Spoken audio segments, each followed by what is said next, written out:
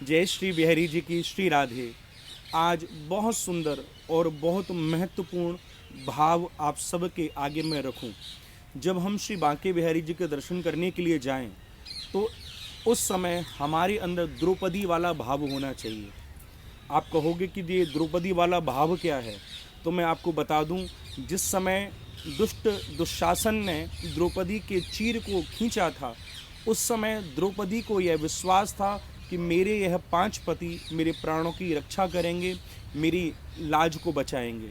लेकिन उस समय द्रौपदी के हाथ निराशा लगी, वो पांचों कुछ नहीं कर पाए। फिर द्रौपदी को लगा कि दुशासन में यदि 10,000 हाथियों का बल है तो मुझ में भी तो अपना कुछ बल है। तो अपने बल से उसने दोनों हाथों से अपनी वो साड़ी पकड़ ली। दुशासन जब खींचने लगा तो उसका बल उस दुशासन के बल के आगे निस्तेज हो गया, कोई बल नहीं रहा। तब द्रौपदी को समझ में आया, यदि मेरी कोई लाज बचा सकता है तो केवल एक वो श्री बांके बिहारी हैं। और उस समय द्रौपदी ने वो चीर छोड़ दिया, औरों की ओर देखना छोड़ दिया, दोनों हाथ उठा के ऊर्ध्वबाहु दोनों हाथ उठाकर पुकारा है, हे नारायण, हे श्री कृष्ण, हे माधव, मेरी रक्षा करो। उसी समय भगवान ने वस्त्रावतार धारण किया।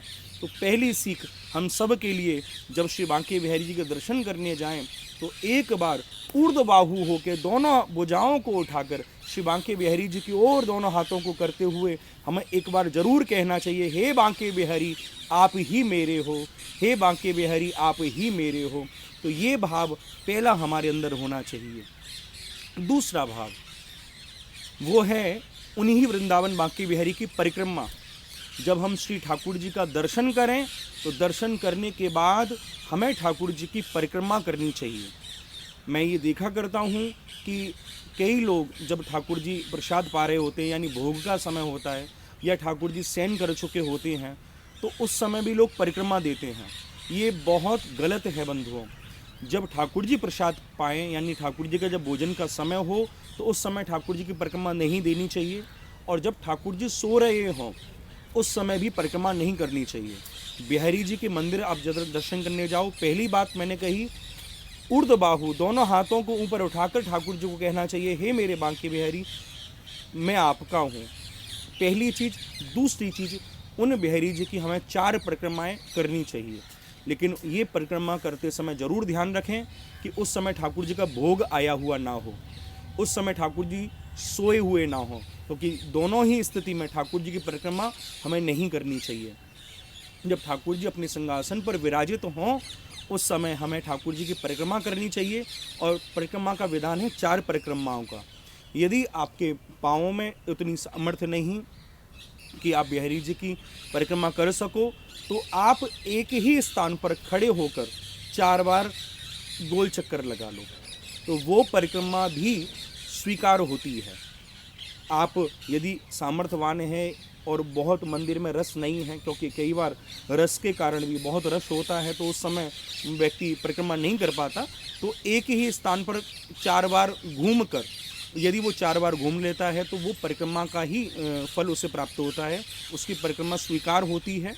लेकिन यदि मंदिर में रस ना हो, स्थिति ऐसी हो कि आप परिक्रमा कर सको, तो बिहारी जी की उस समय 4 परिक्रमाएं हमें करनी चाहिए। 2 बात। तीसरी बात, आप बिहारी जी का दर्शन करके जब मंदिर से बाहर आओ तो गेट नंबर 4 से ही सबका निकासी होती है, सब बाहर आते हैं। तो जब आप मंदिर से बाहर आओ तो वहाँ चौतरा बना हुआ है। कुछ 2 क्षण के लिए, कुछ 1 क्षण के लिए जरूर उस छवि को निहारो जिस छवि का आप अंदर दर्शन करके आए हो। ठाकुर जी के प्रांगण में जरूर बैठना ही चाहिए। यदि आप मंदिर में दर्शन करने के लिए आए हो, चाहे 2 क्षण आप बैठो, लेकिन मंदिर में जरूर बैठना चाहिए।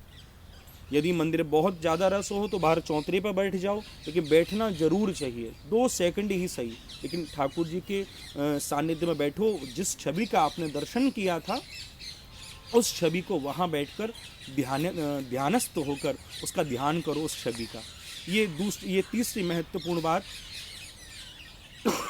एक चौथी महत्वपूर्ण बात जो आप सभी के लिए, जब आप बिहारी जी का दर्शन करने के लिए आओ, चाहे आप मिठाई लाओ अथवा ना लाओ, चाहे आप माला लाओ या ना लाओ, ये आपके अपने विषय हैं और आपके अपने भाव। लेकिन मैं ये ज़रूर कहूँगा, जब आप बांके बिहारी जी का दर्शन करने के लिए आओ तो एक राधा नाम की माला, क्योंकि आप फूलों की माला लाए, शायद पुजारी उसे पहनाए या ना पहनाए, ये उसके भाव। आगे ठाकुर जी के भाव, उस समय सर्दी हो या ना पहने वो, तो ये उनके भाव। लेकिन यदि आप बिहारी जी के दर्शन से पूर्व एक राधा नाम की माला कर लेंगे, एक राधा नाम का उच्चारण कर लेंगे और वो ठाकुर जी को भेंट स्वरूप सौंपेंगे कि बिहारी जी, आज हम आपके लिए कुछ फूलों की माला नहीं, आज हमने जो मन में राधा नाम की माला को प्रोया है, वो राधा नाम की माला आपको पहनानी है। इस भाव को कहकर आप जब राधा नाम की माला ठाकुर जी को सौंपोगे तो ठाकुर जी उस राधा नाम की माला को ज़रूर ज़रूर स्वीकार करेंगे। तो ये 4 चीज़ें हैं। पहली, दर्शन करते समय हमारे एक बार जरूर मंदिर में ऊर्ध्वबाहु, हाथों को, भुजाओं को उठाकर हमें जरूर कहना चाहिए, हे मेरे बांके बिहारी मैं तेरा हूँ, हे नाथ मैं तेरा हूँ, मैं तेरी शरण हूँ, हे नाथ तुझे ही करना है। एक शब्द पहला ये हो। दूसरा भाव मैंने परिक्रमा का रखा कि मंदिर में आकर 4 परिक्रमाएं ठाकुर जी की जरूर करनी चाहिए। यदि मंदिर में रस बहुत अधिक है तो एक ही स्थान पर आप 4 बार घूम लें तो आपकी परिक्रमा स्वीकार होगी। तीसरी बात मैंने आपको बताई कि दर्शन के बाद बाहर जरूर 2 सेकंड के लिए ही सही बैठना चाहिए और जिस छवि का हमने अंदर दर्शन किया था उसी छवि को अपने ध्यानस्थ होकर अपने मन में उसे निहारना चाहिए। और चौथी बात मैंने आपको कही कि आप कोई पदार्थ, कोई माला चढ़ाओ या ना चढ़ाओ, ये आपके अपने भाव, लेकिन एक राधा नाम की माला हर रोज़ जब आप बिहारी जी दर्शन करने आओ तो एक राधा नाम की माला बिहारी जी को ज़रूर चढ़ाओ। जो इन 4 बातों को अपने जीवन में धारण करेगा, इन चारों को निभाएगा, एक दिन साक्षात श्री वृंदावन बांके बिहारी उसे दर्शन देने के लिए आएंगे, ये मुझे पूर्ण विश्वास है। तो आप सभी को यदि मेरी बातें अच्छी लगी हों, आप मेरी बातों से सहमत हों, तो मेरी इस वीडियो को अधिक से अधिक आगे शेयर कीजिएगा, जिससे अन्य भक्त जो बिहारी जी का दर्शन करने आते हैं वो भी इन भावों से जुड़ सकें और वो इन भावों को जान सकें। प्रेम से कहिए श्री राधे, जय बिहारी जी की।